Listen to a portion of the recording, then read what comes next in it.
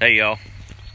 Well, I knew it was bound to happen when that air humidity started thinning out, and kind of hit me this evening as I walked around on this whole side of the place. A little cool in the air. It's not a full-on memory quite so much, but kind of got the starts of it. Now I'm over here on the what was that? East side of the place, west side of the place, whatever it is, and picking up some limbs, and I got tickled at myself because 35 years ago I would have been here on I guess it'd been tomorrow evening after school and all that out. We'd track over from Huntsville, Texas, and visit with Memo. And this time of year, first thing we wanted to do as kids, especially out here in the country, was build a fire, right? Of course, Memo didn't mind that because we would scour this whole place. She kept it pretty clean. And we'd have to end up going up the woods there to find enough sticks to keep a fire going all evening. Now, there's no problem finding sticks. Not too many grandchildren coming on this place, if any. Mine's barely even walking, and she's in Illinois. But not a whole lot of folks stopping by here to pick up sticks and have bonfires these days. But I'm looking forward to a few of those cooler nights and colder nights, and I think we've got enough lumber and sticks down to build us a good little old fire and sit around and chew the fat, as they say. But enjoying the evening, a little break in the rain. Old garden, the weeds are loving this rain for sure. But what I've got planted out there is making right along, and plan to maybe till up a few of those spare rows I had for greens this weekend. It's that time to plant. But I think we pulled about 15 ears of corn last night, and it's my evening snack diet has changed quite a bit. It's either peas or corn or fried eggs. Imagine that. Yeah, they're coming on. We've got I think we got 9 eggs today. As far as the health of the chickens, of course, we started off with a bunch of broilers and then picked up a half a dozen or so lay and breed hens along the way, and then we've got right at 80 biddies that are half of them are about 5 weeks old. The other ones are about 2 to 3 weeks old. And the ones I've got out in the main yard, they're full feathers and kind of immune to the cool temperatures we're experiencing, but the other ones are still under a heat lamp. I was thinking how many I had versus how many we've lost. Of course, you expect to lose a few along the way, but we've been pretty blessed in that department. Out of the 80, I think we've lost 3, and 3 of those 4 weren't expected to make it through the night, according to the tractor supply guy that we got it from. And I've still got one of them alive and kicking, but the other ones couldn't quite make it. As far as the adult hens, my daughter Faith and I were just talking, and I was telling her about I had 5 black hens and a couple of brown ones mixed in with these broilers. And of course, those black and brown ones are a little bit more on the foraging side, which is what I like to see. They're all free ranging out here. And there's a house across the road, which way back in the day actually was my Ma and Pa Alder's home place, where my grandmother that lived here, that was her husband's parents across there. But anyway, that's another story. They've got chickens over there, and they don't mess with us, and we don't, they don't really intersperse. But I think that one black one either got ate by something or has solved the mystery as to why the chicken crossed the road. She may be over there with that flock. Who knows? I think if it was a predator, they'd been after these big old white ones that can't hardly move that fast. So I doubt it was that. I guess she just figured their feed was better over there. I'm not complaining. I got plenty. Enough to feed as it is. But that's pretty good odds, though. What's that? 3 babies out of 80 and 1 adult out of about 50. So I'll take it. We're blessed, I guess. Hadn't even seen an old chicken snake. I know they're around and they'll make their appearance at some point. We've got shovels and hose and things staged at different spots in the chicken house where we're ready for them.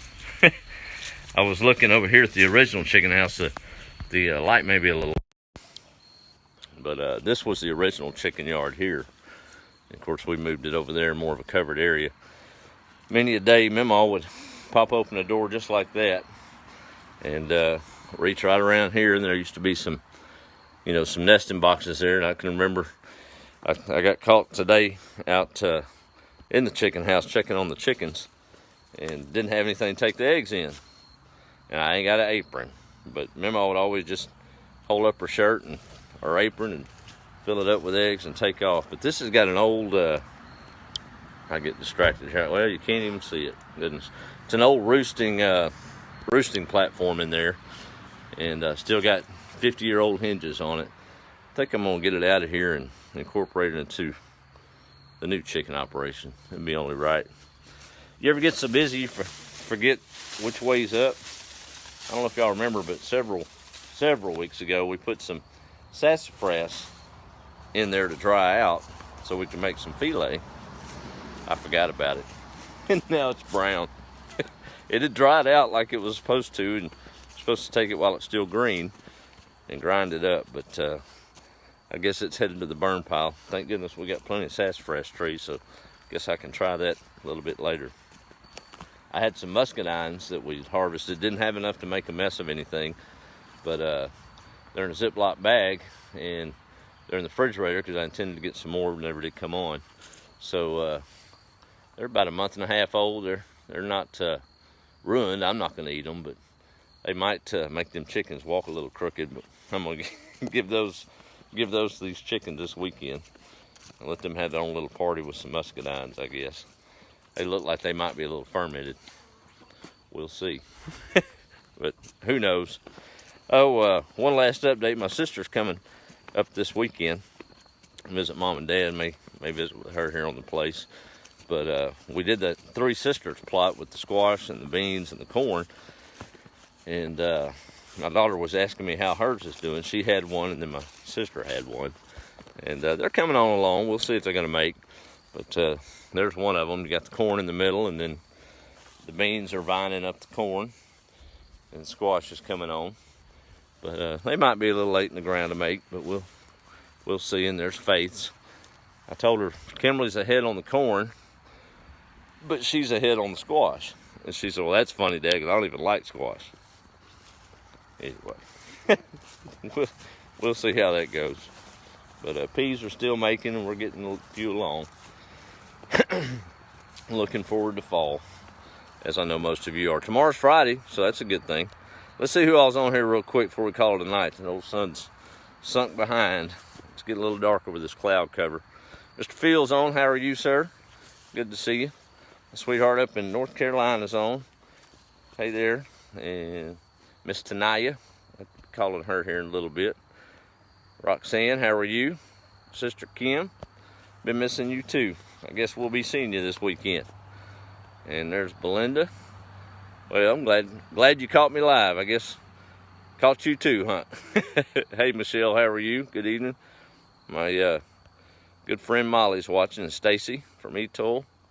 Hey, we can have a bonfire, Kim. You bet.